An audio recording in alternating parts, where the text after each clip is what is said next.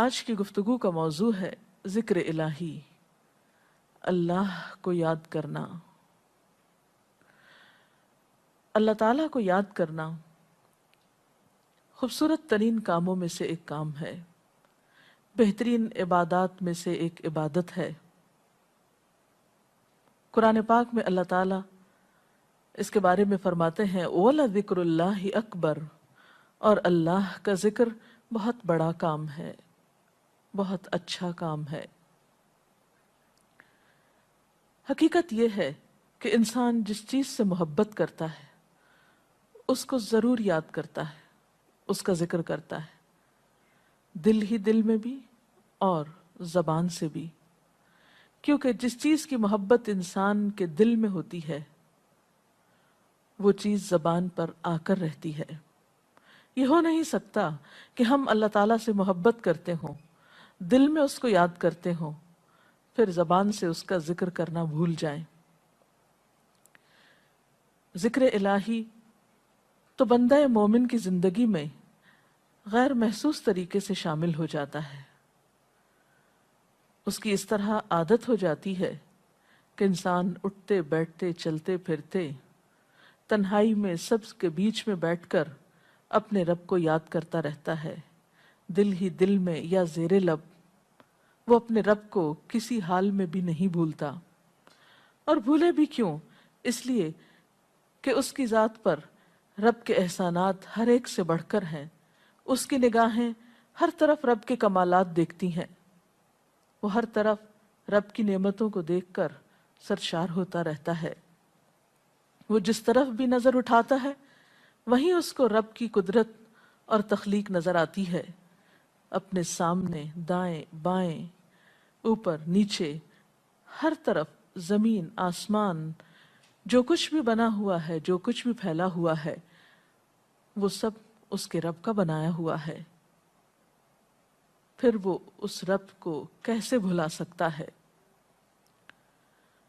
قرآن پاک میں اہل ایمان کو ذکر کرنے کی تلقین کی گئی ہے۔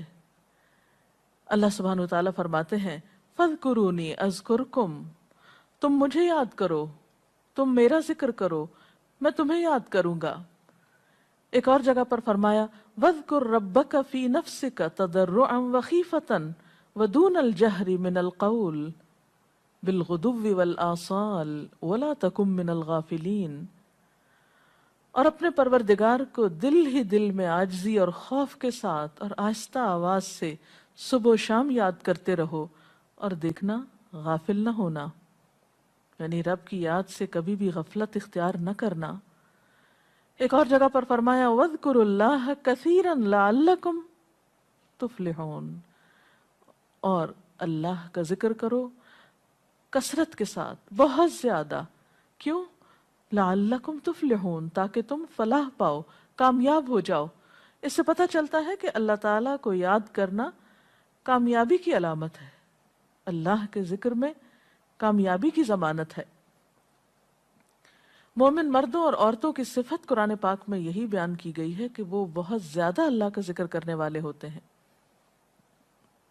سورۃ الاحزاب میں آتا ہے وَالذَّاكِرِينَ اللَّهَ كَثِيرًا وَالذَّاكِرَاتِ، اور اللہ کا ذکر کرنے والے مرد اور اللہ کا ذکر کرنے والی عورتیں جو کثرت سے اللہ کا ذکر کرتی ہیں۔ کثیراً اعد اللہ لہم مغفرۃ واجرا عظیما، اللہ نے ان کے لیے بخشش اور بہت بڑے اجر کا وعدہ کر رکھا ہے۔ اور پھر یہ کہ ذکر کرنے کے لیے کوئی خاص وقت مقرر نہیں، انسان ہر حال میں ذکر کر سکتا ہے، ہر وقت میں ذکر کر سکتا ہے۔ نبی صلی اللہ علیہ وسلم کے بارے میں آتا ہے کان یذکر اللہ فی کل احیانہ، آپ ہر وقت میں، یعنی ہر قسم کے وقت میں، یعنی دن میں یا رات میں، صبح میں یا شام میں اللہ کا ذکر کیا کرتے تھے۔ حدیث پاک میں آتا ہے، حضرت ابو موسیٰ اشعری سے روایت ہے مثل الذی یذکر ربہ والذی لا یذکرہ مثل الحی والمیت، رواہ البخاری۔ آپ صلی اللہ علیہ وسلم نے فرمایا اس شخص کی مثال جو اپنے رب کا ذکر کرتا ہے زندہ انسان کی طرح ہے، اور اس کی مثال جو اپنے رب کا ذکر نہیں کرتا مردہ شخص کی طرح ہے۔ گویا ذکر کرنے والا اور نہ کرنے والا ان دونوں کے درمیان اتنا ہی فرق ہے جتنا ایک زندہ اور مردہ انسان میں فرق ہوتا ہے. اور یہ فرق کتنا بڑا ہے. یعنی انسان تو وہی ہوتا ہے، لیکن زندہ انسان میں اور مردہ انسان میں زندگی اور موت کا فرق ہے. بالکل اسی طرح جو شخص اپنے رب کو یاد کرتا ہے، اس کا ذکر کرتا ہے، اس کے اندر ایک زندگی ہے، اس کے اندر ایک خاص خوشی ہوتی ہے، اطمینان ہوتا ہے. اور وہ جو نہیں کرتا اس کا دل مردہ ہوتا ہے، اس کے اندر زندگی کی کوئی امنگ نہیں ہوتی. ایک اور حدیث میں آتا ہے، نبی صلی اللہ علیہ وسلم نے فرمایا، اللہ تعالیٰ فرماتا ہے میں اپنے بندے کے خیال کے مطابق ہوتا ہوں یا خیال کے ساتھ ہوتا ہوں. جو خیال وہ میرے بارے میں رکھتا ہے میں اسی کے مطابق اس کے ساتھ معاملہ کرتا ہوں، اور میں اس کے ساتھ ہوتا ہوں جب وہ مجھے یاد کرتا ہے. گویا ذکر کرنے والے اللہ کی مدد کے مستحق ہوتے ہیں. یعنی اللہ ایسے بندوں کے ساتھ ہوتا ہے جو ذکر کرتے رہتے ہیں. اگر وہ مجھ کو اپنے دل میں یاد کرتا ہے تو میں بھی اس کو اپنے دل میں یاد کرتا ہوں، اور اگر وہ مجھے کسی جماعت میں بیٹھ کے یعنی کسی گروپ میں یعنی کہ پبلک میں بیٹھ کے یاد کرتا ہے تو میں اس کو اس سے بہتر جماعت میں یاد کرتا ہوں، یعنی فرشتوں کی جماعت میں یاد کرتا ہوں. تو گویا فَاذْكُرُونِي أَذْكُرْكُمْ، تم مجھے یاد رکھو میں تمہیں یاد رکھوں گا. تو جو شخص بھی یہ چاہتا ہو کہ اللہ تعالیٰ اس کو یاد رکھے، اس کی مشکل میں اس کی مدد کرے، تو اس کے لیے کیا ضروری ہے کہ پھر وہ ذکر کرتا رہے. اور ذکر تمام عبادات کو خوبصورت بناتا ہے. مثلا روزہ رکھنا ایک عبادت ہے، لیکن جس روزے میں ذکر الہی ہو اس کا اجر و ثواب کئی گنا بڑھ جائے گا. حج ایک عبادت ہے بذات خود، حج کا سفر ایک عبادت ہے، لیکن اس سفر میں انسان اگر ذکر الہی کرتا رہے تو اسی حج کا ثواب کئی گنا بڑھ جائے گا. اور نماز تو سراسر ہے ہی اللہ کی یاد کا نام. اقم الصلاۃ لذکری، نماز قائم کرو میری یاد کے لیے. اللہ کے ذکر کا بہترین طریقہ ہے.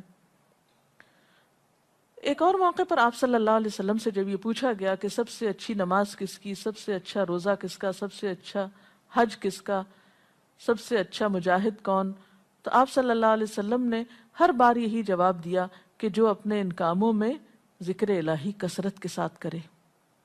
اور ذکر کرنے والے ہر میدان میں آگے نکل جاتے ہیں.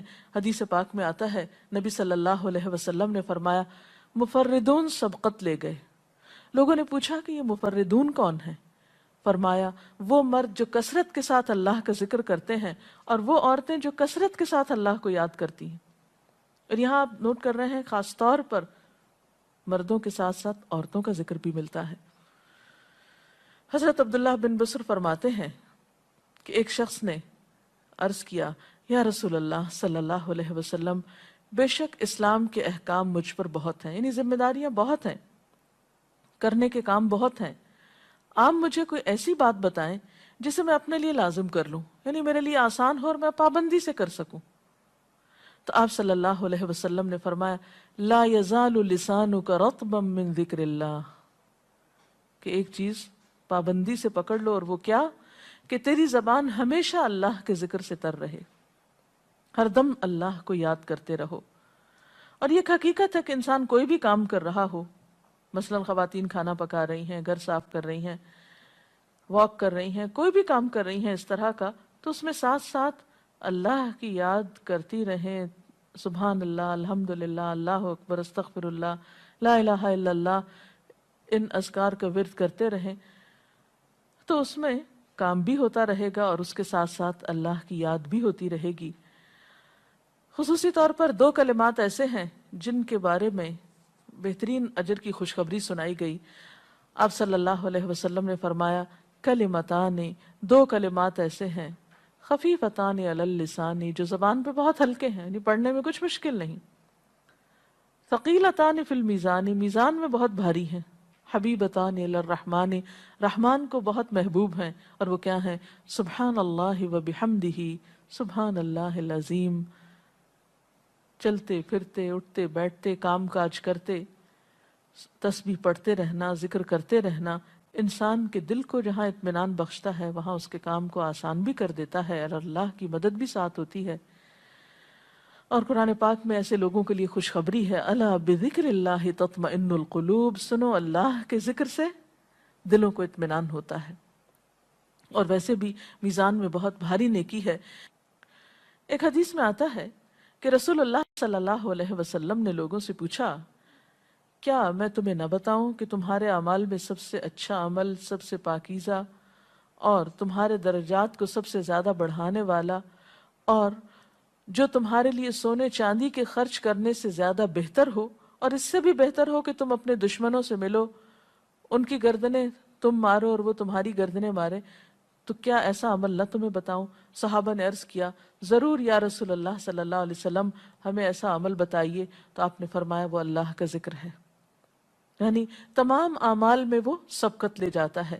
اسی طرح ایک اور حدیث میں ہے، رسول اللہ صلی اللہ علیہ وسلم نے فرمایا کہ جب بھی کچھ لوگ بیٹھتے ہیں اور وہ اللہ کا ذکر کرتے ہیں، یعنی کسی مجلس میں اکٹھے ہو کر بیٹھتے ہیں، تو اللہ کی رحمت ان کو ڈھانپ لیتی ہے، ان پر سکینت نازل ہوتی ہے، اللہ تعالیٰ ان کا اپنے ہاں ذکر کرتے ہیں۔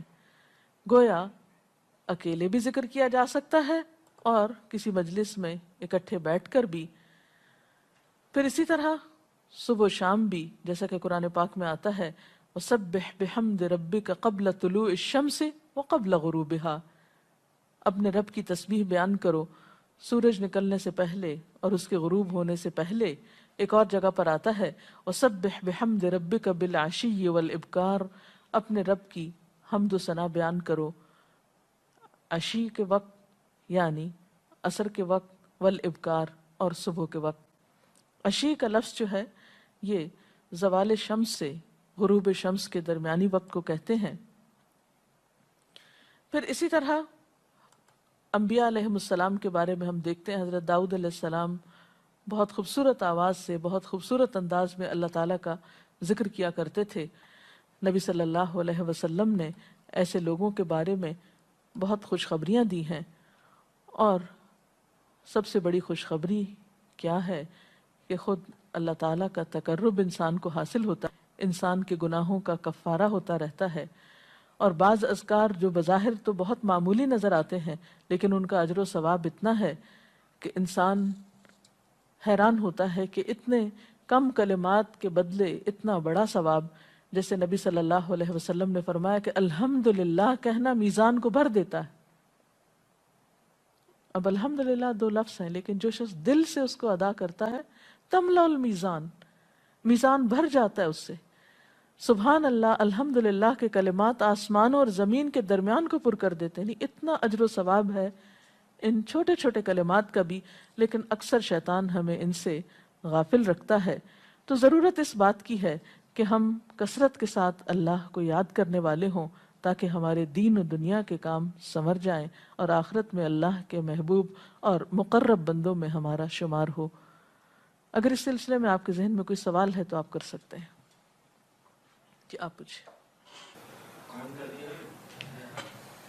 محترم ڈاکٹر صاحبہ، ہمیں آپ بتائیں گے کہ مسنون اذکار کی طرف ہمیں رہنمائی فرمائیے۔ بہت سی کتابیں ایسے ہیں جس میں نبی صلی اللہ علیہ وسلم سے ہر موقع کی مناسبت سے اذکار مذکور ہیں۔ مثلا آپ دیکھیے کہ آپ صلی اللہ علیہ وسلم جب نیند سے بیدار ہوتے تھے تو اس وقت اللہ تعالیٰ کے ذکر سے دن کا آغاز کرتے تھے۔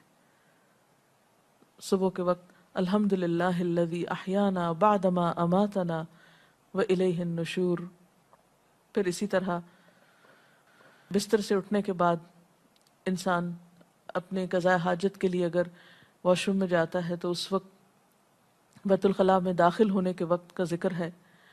پھر بیت الخلاء سے باہر آنے کے وقت نبی صلی اللہ علیہ وسلم جب تہجد کے وقت اٹھتے تھے تو وضو سے پہلے آسمان کی طرف نگاہ اٹھا کر سورۃ آل عمران کی آخری آیات پڑھا کرتے تھے۔ پھر اسی طرح سحری کے وقت خاص طور پر استغفار کا حکم ہے۔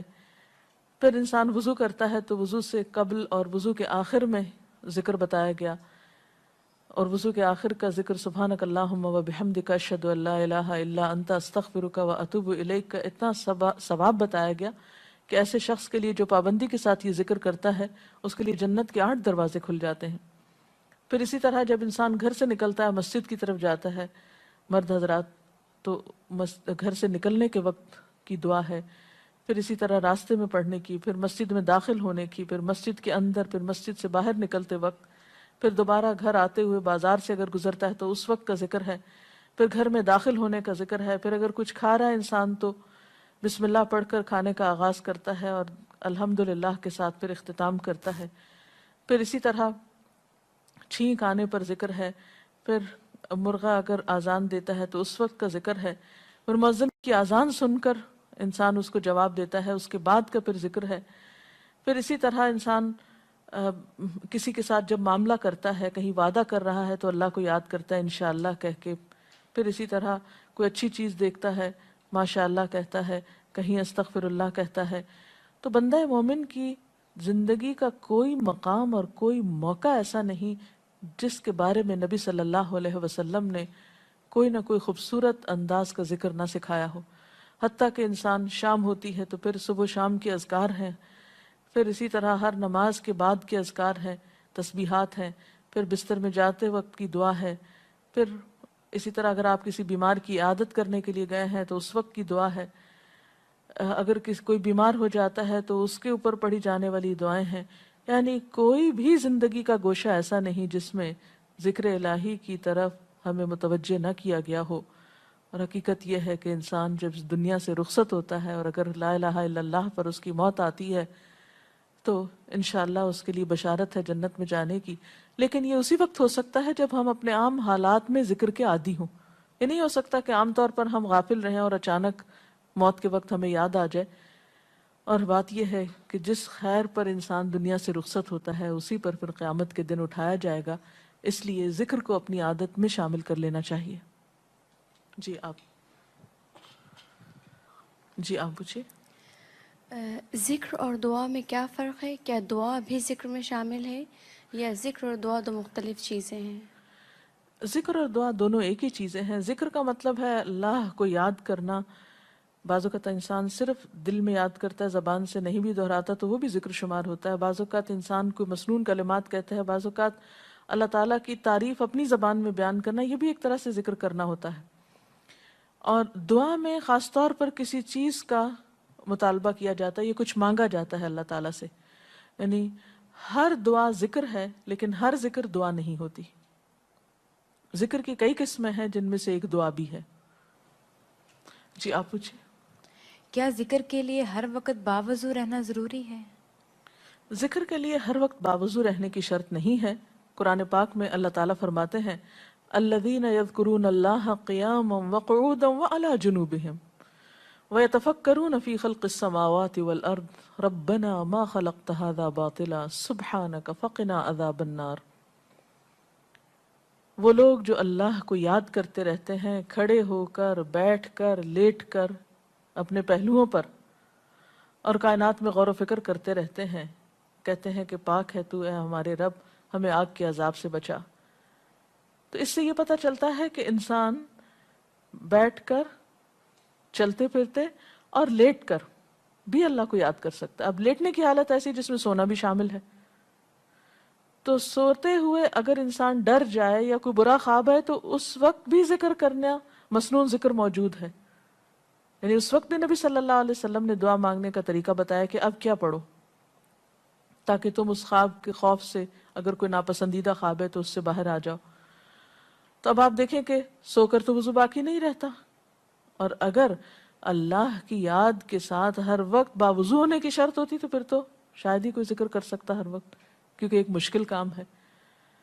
وضو نماز کے لیے شرط ہے، نماز وضو کے بغیر نہیں ہوتی، لیکن ذکر آپ وضو کے بغیر کر سکتے ہیں، اور اس میں درود شریف بھی شامل ہے، آیت کریمہ بھی شامل ہے۔ ہاں افضل ہے اگر آپ کو توفیق اللہ نے دی کہ آپ وضو کے ساتھ ہیں اور وضو کے ساتھ ذکر کریں، لیکن اگر باوضو نہیں ہے تو ذکر سے آپ کو کوئی چیز روک نہیں سکتی، الا یہ کہ آپ بیت الخلاء میں ہیں، اس وقت ذکر نہیں کرنا چاہیے۔ ادروائز آپ عام روٹین کے نارمل کاموں میں اللہ تعالیٰ کو یاد کر سکتے ہیں، خواہ وضو سے ہوں یا بغیر وضو کے ہوں۔ جی آپ قرآن پاک جو ہم پڑھ رہے ہوتے ہیں تو کیا ضروری ہے کہ ہم بہت پراپرلی بیٹھ کر پڑھیں، یا ہم ٹیک لگا کے، یا ہم اپنے بستر پہ بھی پڑھ سکتے ہیں؟